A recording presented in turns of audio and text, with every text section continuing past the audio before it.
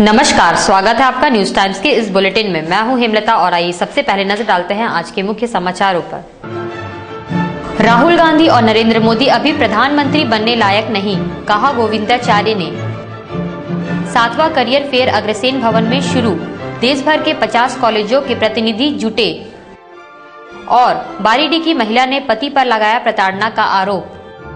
अब खबरें विस्तार से। भारतीय जनता पार्टी के पूर्व महासचिव और सुप्रसिद्ध विचारक गोविंदाचार्य ने कहा है कि राहुल गांधी और नरेंद्र मोदी अभी प्रधानमंत्री बनने लायक नहीं हैं। उन्हें अभी बहुत कुछ सीखने की जरूरत है। उन्होंने ये बात संवाददाताओं से बातचीत करते हुए कही। गोविंदाचार्य ने कहा कि देश में विकास की रफ्तार सुस्त है, जीडीपी विकास का पैमाना नहीं हो सकता। उन्होंने कहा कि देश में चारों ओर भ्रष्टाचार व्याप्त है। भ्रष्टाचार को जब तक काबू में नहीं किया जाता, विकास की कल्पना बेमानी है। उन्होंने कहा कि झारखंड अलग राज्य तो बन गया, लेकिन अभी तक यहाँ विकास नहीं हो सका। इसके लिए भ्रष्टाचार और राजनीतिक अस्थिरता जिम्मेदार है। उन्होंने राजनीतिक दलों के आरटीआई के दायरे में लाने का समर्थन किया और राजनेताओं को खेलों से दूर रहने की सलाह दी। तो स्वाभाविक है कि आखिर डर किस बात से लगता है, तो हमेशा दोषी व्यक्ति को खुद से डर लगता है।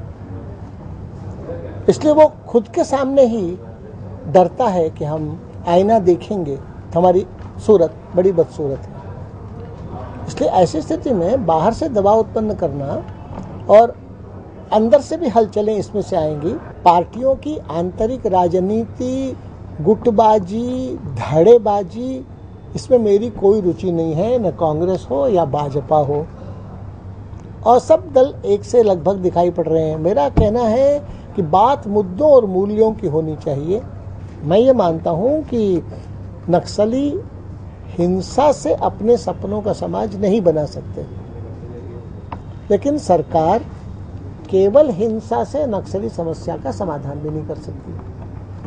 लेकिन बिना हिंसा का मार्ग छोड़वाए किसी भी प्रकार की वार्ता फलप्रद नहीं हो सकती। अगर बीजेपी की ही बात ले ले तो केवल नरेंद्र मोदी ही नहीं, 7-8 नाम वहाँ खुद ही अपने को प्रधानमंत्री बताते फिर रहे हैं। मोदी जी के प्रति आपका विरोध क्यों है? हमारा विरोध तो नहीं है। हमारा इतना कहना है कि मोदी जी को जल्दी खर्च नहीं कर दिया जाना चाहिए। मोदी जी से अपेक्षाएं बड़ी हैं, तो उनको अप्रेंटिस करने के अनुभव लेने देना चाहिए। अनुभव का मौका न देकर जल्दबाजी में अगर निर्णय किया जाएगा तो उससे सभी को नुकसान होगा।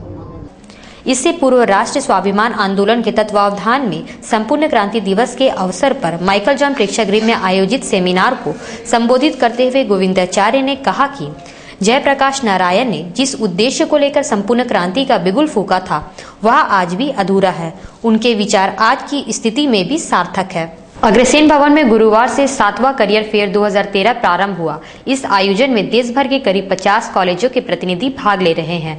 इसमें जमशेदपुर के छात्रों की काउंसलिंग की जा रही है। इस अवसर पर शैलेंद्र लाल ने बताया कि करियर फेयर के आयोजन से यहाँ के छात्रों को बाहर के कॉलेजों के बारे में जानकारी मिल रही है।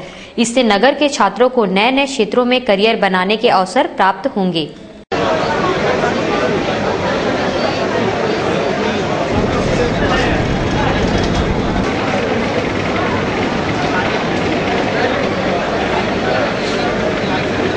होती है कि जितने भी बच्चे आते हैं यहाँ पे, उनको एक राइट चॉइस ऑप्शंस मिलते हैं, क्योंकि एक छत के नीचे मोर देन 50 कॉलेजेस हमारे यहाँ आए हुए हैं। और चूँकि बच्चे जो नेट पे जाते हैं और कॉलेजेस को सर्च करते हैं, तो उसमें होता क्या है कि उनको बहुत सारी जानकारी नहीं मिल पाती है। लेकिन यहाँ पे होता क्या है कि कॉलेज के खुद के रिप्रेजेंटेटिव्स आते हैं और रिप्रेजेंटेटिव्स के माध्यम से उनको फेस टू फेस टॉक करने का मौका मिलता है और वो सारी चीज़ों को विस्तार से जान पाते हैं और पेरेंट्स भी साथ में आते हैं। ये सारी फैसिलिटीज जो है एक छत के नीचे देने से बच्चों को अपना करियर चॉइस के लिए बहुत ही अच्छी सुविधा मिलती है। बिरसानगर थाना अंतर्गत बारीडी की रहने वाली शकुंतला महुआ नामक महिला ने अपने पति विमल किशोर महुआ पर दहेज के लिए प्रताड़ित करने का आरोप लगाया है। इस संबंध में पुलिस में शिकायत दर्ज कराई गई है। महिला ने बताया कि उसकी शादी 4 साल पहले हुई थी। पिछले 1.5 साल से उसके पति और ससुराल वाले दहेज के लिए उसके साथ मारपीट करते हैं। 4 जून को उन लोगों ने मुझे जान से मारने की कोशिश की। महिला ने पुलिस से सुरक्षा की गुहार लगाई है। गाड़ी लेने के लिए। कौन सा गाड़ी? मोटरसाइकिल। कब शादी हुई थी आपकी? 4 साल हो गए। तो अब दहेज मांग रहे हो? हाँ। कितने पैसे दिए दहेज में? 14। हाँ? 14,000। भारतीय जनता पार्टी किसान मोर्चा के राष्ट्रीय कार्यकारिणी सदस्य और जिला भाजपा के पूर्व उपाध्यक्ष जटाशंकर पांडे अपने समर्थकों सहित शीघ्र ही झारखंड विकास मोर्चा में शामिल होंगे। सूत्रों से मिली जानकारी के अनुसार पांडे भाजपा में अपनी उपेक्षा से नाराज है। वे प्रदेश भाजपा अध्यक्ष रविंद्र राय के साथ भी किसान मोर्चा में कार्य कर चुके हैं। पार्टी में वरीयता को नजरअंदाज कर कुछ खास नेताओं के चहेतों को पद देने की परंपरा से पांडे बेहद आहत होकर पार्टी छोड़ रहे हैं। इस संबंध में झाविमो सुप्रीमो बाबूलाल मरांडी ने उनकी बात पक्की होने की सूचना दी है। अनुसूचित जाति एवं अनुसूचित जनजाति विकास संघ के एक प्रतिनिधि मंडल ने गुरुवार को उपायुक्त से मिलकर विभिन्न समस्याओं से अवगत कराया और उनके शीघ्र समाधान की मांग की। इस अवसर पर उपायुक्त को 12 सूत्री मांग पत्र भी सौंपा गया। संघ की अध्यक्ष रेखा मुखी ने कहा कि समाज में महिलाओं पर अत्याचार बढ़ा है। इसे रोकने के लिए प्रशासन को और सक्रिय होने की जरूरत है। उन्होंने दबे कुचले लोगों की समस्याओं पर भी ध्यान देने का उपायुक्त से आग्रह किया।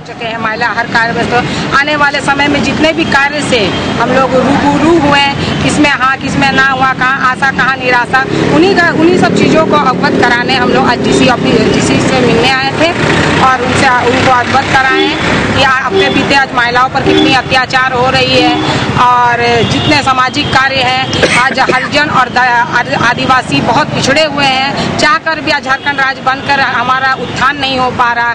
खासकर तो महिलाओं पर जो अत्याचार हो रहा है उसको पहले रोका जाए और जो शिक्षा के लिए वो जो केंद्र सरकार राज्य सरकार हम लोग को दे रहे हैं, जो मंत्री विधायक अपने स्तरीय तक कर रहे हैं, रोल डाला कर हमारे जो स्थानीय विधायक जी हैं माननीय बन्ना गुप्ता जी जो बहुत काम तो किए हुए हैं, पर अभी ऐसा और बहुत कुछ काम है जो उसको नजर में नहीं आ रहे हैं। क्यों नहीं आ रहे हैं? कि उनके पास उस तरह के जो हमारे जैसा कर्मठ लोग नहीं है जो जमीनी काम करते हैं। और जब हम उनके यहाँ कार्य करते थे तो उस समय उनको अवगत कराते थे कि विधायक जी यहाँ ये काम करवाना वो काम। तो आज के डेट में मेरे हिसाब से उनको उन जगहों पर नहीं लिया जा रहा है, तो उनका नाम आगे नहीं बढ़ पा रहा है। विधायक जी काम कर रहे हैं पर ज्यादातर मानगो एरिया से ही ज्यादा उनका नाम आ रहा है। तो जैसा कदमा क्षेत्र हुआ, शास्त्री नगर, उलियान में बीच में हो रहा और बीच बस्ती में जो बस्ती में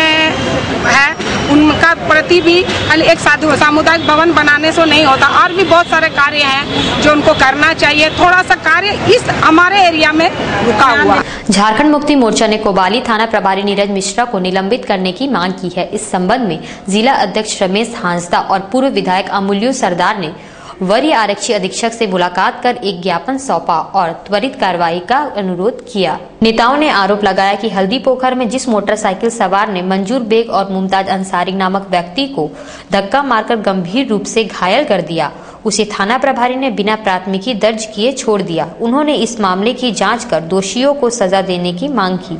कोतवाली थाना प्रभारी नीरज मिश्रा जी का आतंक वहाँ घुसखोरी बहुत सर में चढ़ करके बोल रहा है। परसों रोज एक घटना घटी, मोटरसाइकिल से मंजूर बेग और एक मुमताज अंसारी, इन लोगों का एक्सीडेंट हुआ भयानक रूप से। एक्सीडेंट होने के बाद जिन्होंने ठोकर मारा था उसको ले जाकर के थाना को सुपुर्द कर दिया गया कि भाई इन्होंने एक्सीडेंट किया है, इसको रखिए, मोटरसाइकिल जब्त कीजिए और जो कानूनी कार्रवाई होता है कानूनी कार्रवाई कीजिए। तो उन्होंने कहा कि आप पेशेंट को पहले ले जाओ। मंजूर साहब को हम लोगों ने TMH में भर्ती कराया गया। उनकी 3 पसली टूट गई, पैर का हड्डी टूट गया। और नीरज मिश्रा साहब थाना प्रभारी वो मोटरसाइकिल वाला चालक को और मोटरसाइकिल को दोनों को छोड़ दिया और उन्होंने मोटा पैसा उस एवज में लिया। इसके अलावा कई ऐसे मामला है, वहाँ जुआ का अड्डा चल रहा है, शराब का धंधा चल रहा है और ये आपका चिटफंड का चल रहा है मामला। कई ऐसा मामला है जो वहाँ